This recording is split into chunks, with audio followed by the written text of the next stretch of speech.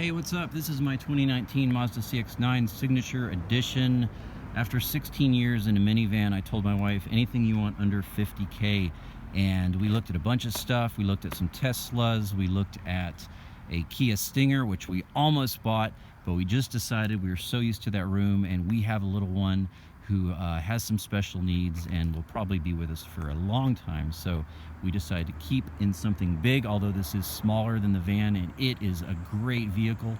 I've researched these for about the last 3 years and pretty much knew if I got an SUV, it would be this. And we got a killer deal. We got $9,000 off the MSRP on this 2019 with 20 miles on it. The 2019 is what we wanted because there's a bunch of new features for this year, like Apple Carplay, new sound deadening, suspension upgrades, and a whole bunch of other stuff. But it still has the Auburn Napa leather, which you'll see in a minute, option, which the 2020s, they took that away, and it's got this dark brown that I don't think is nearly as classy. So I've had the car a week, and I read the instruction book, and I decided to find a nice quiet place, found an abandoned church, and make a video of 15 things I learned from reading the instruction manual. Who wants to read the manual? It took me like 3 hours, folks. I mean, it's thick. I'll show you in a minute. But I wrote down some things that to me were new. These may be inherent. I've never had a car with this kind of tech. So some of the stuff may be stuff that you already know, but I think you'll find some surprises. So let's talk about 15 things you can learn from your owner's manual for your Mazda CX-9, and this very likely applies to some other things. Thing number one is, did you know you can key the seat position to your key fob? So normally if you want to change seating positions, you have your memory. However, and you get in the car and the person that's small, it was in the car before, but you're big and lanky and you need more space, so you're about to hit 2. But did you know what you can do is you can program this to your key fob so that when I'm approaching the car, all I have to do is push the unlock button and watch what happens. Look at him moving the seat all on its own. So that way I don't have to walk up, push the button, wait for it to adjust. I can be 10, 15 feet from the car, approaching the car, hit the key fob, and it will have adjusted by the time I'm at the car. Pretty cool, huh? I thought that was a really neat feature. And by the way, your heads-up display also will be memory saved to your position. So all those things get saved to your position, whether it's number 1 or 2, which I thought was awesome. All right, number 2 is your liftgate height can be changed. Didn't know this again until I read the manual, but you can actually adjust the height of the liftgate so that, you know, if it's too tall or short for your head or your garage or whatever, you can adjust the height of that. I thought that was a really cool feature. Number 3, did you know you can fold the mirrors by turning this knob? So normally when you get in the car and you lock it, the mirrors will fold in automatically. That happens to default. However, let's say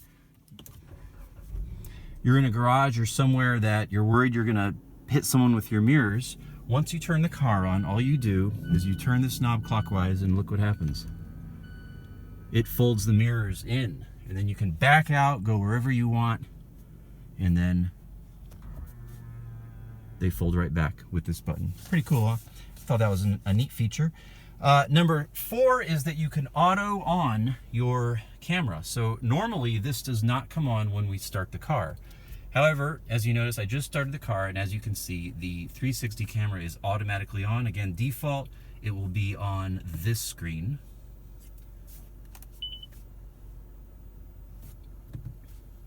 There will be your default.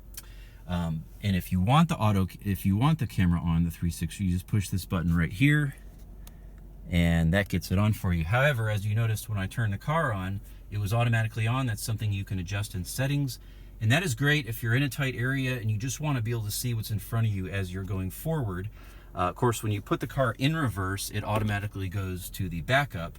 But if you want to see what is in front of you, I think it's until whatever miles per hour, you can set it as a default where this automatically comes on. And it's been really helpful for me just owning the car for a week. Okay, number 5 is that your auto rain wipers feature, if you have it in the auto mode, which I do, you can actually adjust the sensitivity. So this adjusts the sensitivity to the rain using this dial right here. And so if it's raining or sprinkling and you feel like, man, these wipers are coming on like way too much, you just adjust this, and it actually adjusts the amount of sensing it does for the wipers, which I thought was awesome. Number 6 is that, did you know that your rear defrost button, once you push this, not only does it activate the heat strips back there to melt snow and ice, but it also heats up your mirrors, and it heats up a U shape here all the way across by the wipers and all the way up here on the passenger side. All that gets heated just with this button, and that would melt ice or snow that might be on your wipers, preventing them from turning. I thought that was a cool feature. Again, didn't know that, didn't even know the car had heated mirrors or heated wiper area until reading the instruction manual. But all that happens when you push the rear defrost button. Number 7, HLA, Hill Launch Assist. Subarus have these, this feature, and this car does too. So I didn't know this, again, until I read the manual, but if you're on a hill and you shift from park to drive, the car will, in a normal car, it will roll back. In this car, and maybe all cars do this nowadays, but in this car, it will apply the brake for 3 or 4 seconds so you have time to shift from park to drive without doing this. And cool, I didn't know this, it also does it on going forward. So if you're parked on a forward incline or decline and you shift from park to reverse, instead of the car doing this, and then you gotta, it holds the car right there with that feature. You shift from park to reverse, and then you have time to take your foot and move it from the brake to the accelerator without the car going, and it just holds it right there, and you can pull back. Pretty cool. Number 8 is AFS. This is the automatic lights. I can't demonstrate this right now, but it's a really cool feature. Not only do the lights level, so if you have towing, or if you have like a couple huge people in the back of your car, or like you're carrying a refrigerator, like it will do, the car will do this, but the car knows that, and it will automatically level the lights. If you pull the car, if you like, so if the car's like here and here's the lights, and you go up, the car will level the lights back if the car finds itself off level. And really cool, this is spooky. Again, this is, I've never had a car that does this. When you turn the wheel, the lights turn. So this is really cool in the dark. First time I saw this, I was like, whoa, that is really cool. When you turn the wheel, the lights actually turn with the wheel. And you can be parked like this, and you can just barely turn the wheel just a little bit, and you can watch the lights do this in the dark, and it's really kind of cool. Neat feature. Okay, number 9, excessive speed. So normally when you get in an area that has a speed limit, I'm in a parking lot so it doesn't, but it will flash the speed limit right up here. And again, from default, it's not going to do this, but you can go into your settings and do this. It will, you can have it to where if you go either at the speed limit, and then you can set it to at 5 over or 10 over, 5 miles per hour over or 10 miles per hour, it will create a little orange box around the speed limit just to subtly let you know that you're speeding. And you can set it again for off, 0, 0 being like at, if the speed limit's 55 and you hit 55, the box will appear right around the speed limit. Or 5 over, so 55 if you're going 60, or 10 over, 55 and you're going 65, depending on your tolerance for speeding, which I thought was a cool feature, and I did enable that for my wife. Okay, another cool thing is I'm going to enable Carplay now, and this is kind of a cool thing. So as you can see, Carplay is about to pop up, and one of the complaints about Carplay in this is that it cannot be, where are you, Carplay? There it is. All right, so one of the complaints in this car is that Carplay cannot be disabled. Once it appears, there it is.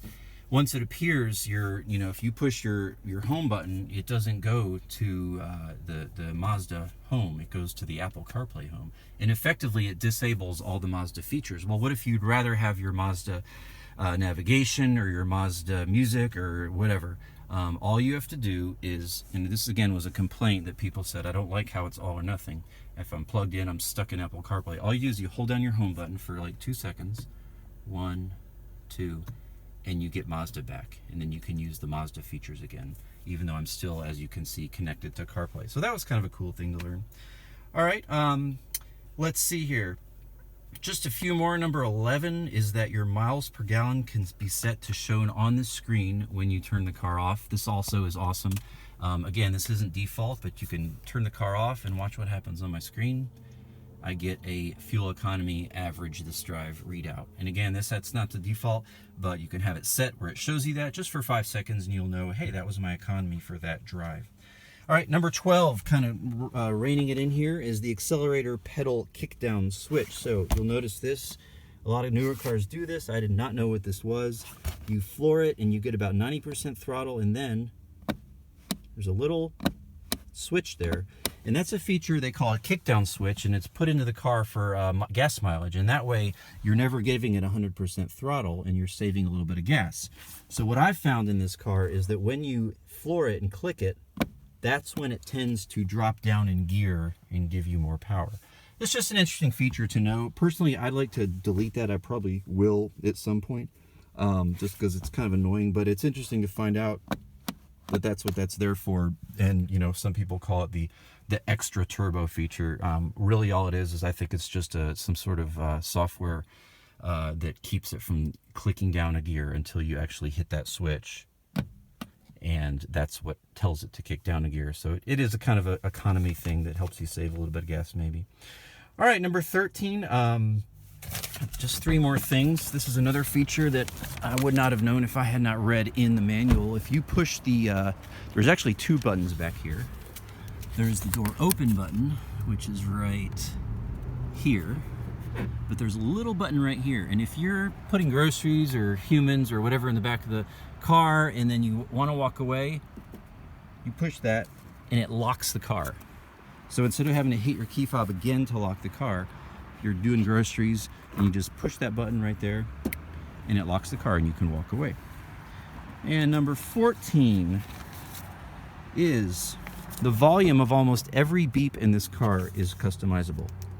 Hear the beeping, and if you get annoyed, if you want it louder, if you're hard of hearing, if you want it off, or you want it really quiet, you can go into these menus and customize it and make it quieter or turn it off. And final feature is I'm going to show you the key fob. This is kind of cool. By the way, here's the manual. You know you didn't want to read all this. And there's other stuff I didn't cover, but this is what I learned. It took me like 3 hours to read that, by the way, so hopefully I'm helping some people. Feature number 15, your key fob. If you lock yourself, if your battery dies and you can't get in the car, all you do is you just switch this, and check this out. You have a key that will get you in the car. Or if like the zombies are coming and you need to stab them in the eyeball, this is great for that. So I just thought that was neat to know. My wife felt better knowing that there was an actual key in there in case the battery dies. The manual says battery lasts 1 whole year. Wow. So if it does die, you've got an actual real key that you can put in there and open the car anyway. Hey, I hope this was helpful. It was fun to make. It's kind of rewarding after reading the manual, and don't know that I'll have much more content on this vehicle as it's just one of many CX-9s on the road, but it is a special car. Why are there always sirens in my videos? What is going on? It's like my last several videos I've had sirens show up. Anyhow, I did a K&N air filter on this, and that's it. So probably all I'm going to do, I looked at a cat back, or axle back, but Godspeed to them. But I think at this point I'm just going to leave it alone. Anyhow, that's 15 features for the Mazda CX-9 you will learn from reading your instruction manual. Hope this was enjoyable and helpful. Have a great day. Thanks for watching. God bless you.